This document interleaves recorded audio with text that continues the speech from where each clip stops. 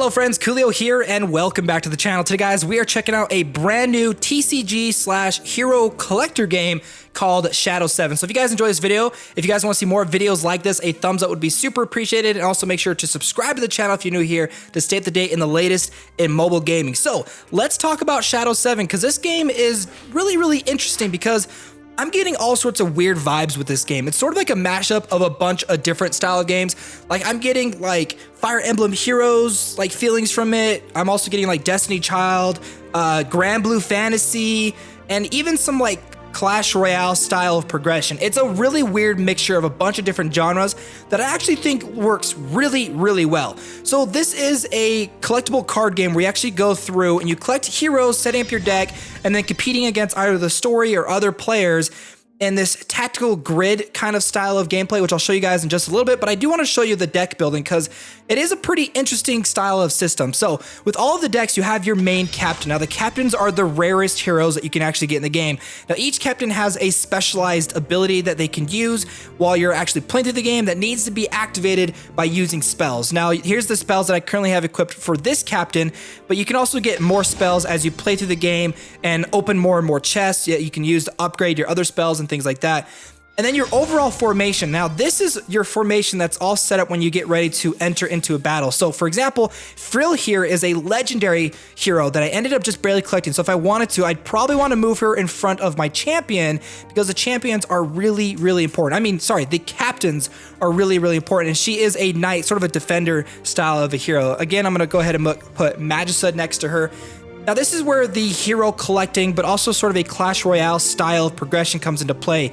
As you go through and you summon characters from the gacha system in this game, it looks like as soon as you get like a single shard for a character, that character is automatically unlocked for you. It's not like you have to collect a certain amount of shards and then you can unlock the character. It's as soon as you get the character, they're unlocked. Any kind of, I don't want to say duplicates, but any kind of extra shards you get from there that you can use to then upgrade the characters that you currently have. And I do have to say, the characters in this game look really good. Like here's this character, her name is, oh man, I don't even know where her name is. Oh, Leia, her name is Leia up at the top. This is my first legendary character, Frill, that I just obtained. There's also costumes that you can get that you can equip onto the characters and changes their overall style. Now, I really like Frill because she is sort of a tanky kind of a character that the more that she gets hit, she has to get hit 4 times. She can then activate her special ability, which does an insane amount of damage to pretty much any enemy nearby her. Now, I was kind of thinking like, okay, well, if you can spend a lot of money in this game and get the legendaries, are the legendaries worth using over just basic rare units? And I have to say, probably not. Honestly, it looks like most of the characters in this game are fairly useful because I was kind of comparing the stats of Frill compared to like another knight that I had, and they were quite balanced pretty easily. So I think the legendary characters are probably more centered around like their overall, like how powerful their special ability is, as well as how hard it is to actually upgrade them, with lower rarity characters being much more easily available to upgrade with better stats. So I think the balance kind of works out fairly decent in that regard. So let's go ahead and head back. Now I'm actually going to jump into the story itself. There is an arena mode. Now the arena, you have to play through a couple of matches first, get to like level 5 or 4 before you're able to actually unlock the story mode. But the story mode does kind of remind me of like your straightforward gacha style of a game where you're just playing through the main story itself, you know, using your heroes to compete against, you know, random AI enemies.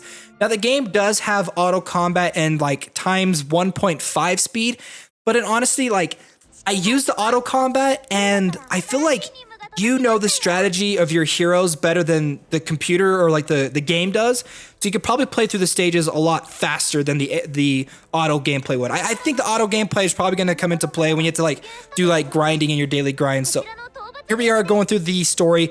Here's Alyssa. She looks beautiful. I really do like the art in this game. I think the art looks fantastic. This is, I think, like the main hero that you get at the very beginning. Let's go ahead and just skip through this. So here we are on the battle. Now, when it comes to the battle, there's a bunch of different things kind of going on. I'm gonna go ahead and turn off auto combat real quick. Nope, turn it off, there we go. So when it comes to the battle system, the objective of any battle is to kill the enemy captain. However, you only have up to 8 turns in order to do that. Now, every time you kill an enemy unit, you actually gain 1 point. Whoever has the most points by the time all of the turns have ended they will be the winner of the game. That's just if we're not able to kill each other's captains. Now, at the beginning of every turn, if you're the first person to go, you get 1 action. You get a total of 5 actions per turn, but this one right now, I only get 1. And so I can go ahead and use her to attack this guy.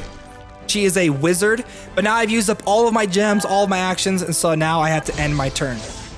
So now it's the opponent's turn.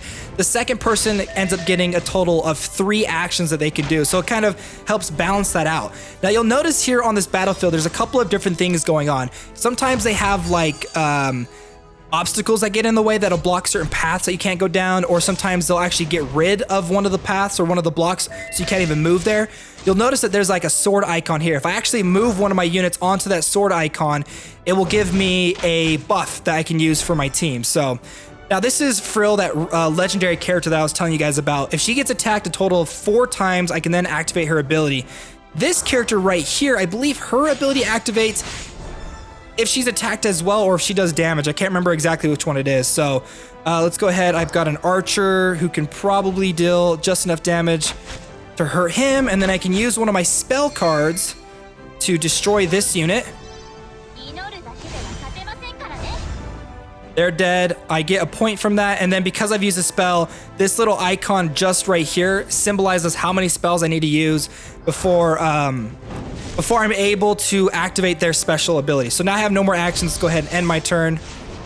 Now it's the enemy's turn. Now I believe playing through PvE itself, you don't have the point total up here at the top because, you know, you're just playing through the story, but a lot of that is all stuff that you're going to see through actual gameplay. So when you start interacting with the PvP stuff. So okay, we are going to be able to activate her ability, I believe. Let's go ahead and do that. So now she's at 0, so now I can activate her ability next turn. I'm going to move her up and attack this one. This one I can move over and attack him. And then there is an obstacle that has 13 life but no damage. You see how much damage my character does on the left and how much health they have on the right. So we'll move up, attack that guy. -8. I should have used my bless ability. I probably could have gotten away with using my bless to increase her attack and then be able to take this enemy down. But let's go ahead. We're just going to end our turn right there. Now it's the monster horde's turn. Let's see what he's going to end up doing.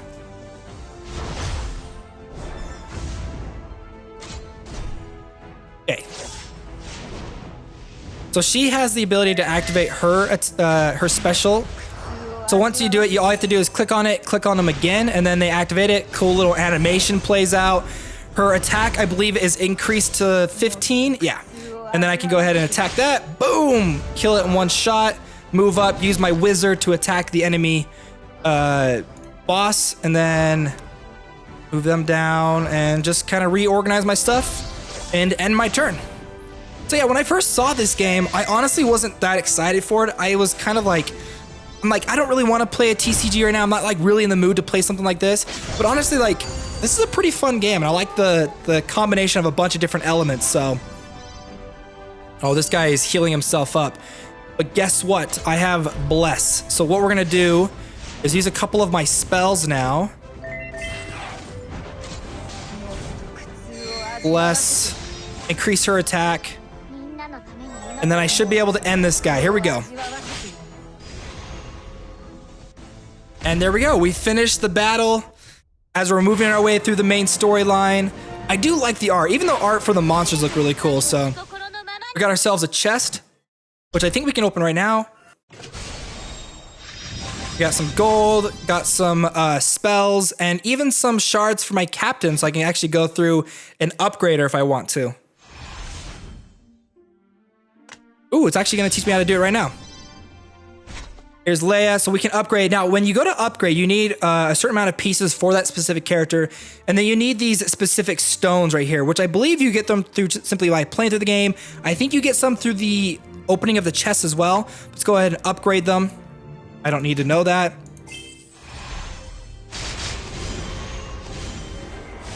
And 2-star captain. There we go. Awesome. Okay, now the last thing I want to show you guys is obviously when it comes to the gacha system in this game, because gachas are really important. Now, there is a bunch of stuff kind of going on. You got special packs that are going on in the game right now. The purchase box, this right here is the basic gacha in the game. I was a little bit confused on that at first, but this is where you're gonna get a lot of it. Now, the probability, if I'm gonna bring this up for you guys, I'm not gonna lie, it really kind of confuses me. There's a lot of numbers going on. But Fortnite, I believe, is depending on which box that you end up opening, either the Platinum, Unique, or the Royal box, you will end up getting all of the pieces that it says right here. But let's say for this one piece right here, there is a 14% chance to get a captain piece. And so it's a really weird way how they've done this, but it looks like there is a possibility of getting multiple captains and multiple like legendaries and stuff like that. So I do think that is pretty cool. I was going to save up and get you guys, or open the Royal box, but let's just go ahead and do the Unique one for right now. Now, as you play through the game, and I believe through the arena, you'll get a bunch of chests that you can put on timers that you can use to open and unlock or get more and more cards. So it looks like we got ourselves, I want to say this is an epic card. This is not a legendary card, so that's actually a little bit sad. So, ooh, we end up getting a new hero. So you'll notice, I believe we don't need to get the full pieces. As soon as we get the card, that character is now ours. So we got 2 new characters, 3 new characters, a new spell, Desti, and then for our epic card, Eos. And now once you close out of it, then it'll go through the actual animation of showing you the heroes that you've actually collected. So I really like the art in this game. Thais, rare card. I like her outfit. I think she's pretty cool.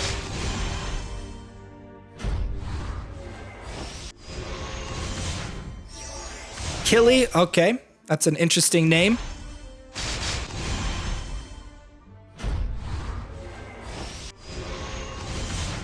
Whoa, okay, that's definitely not the way I thought she was gonna look. She's got this freaking giant skull thing, and I don't know.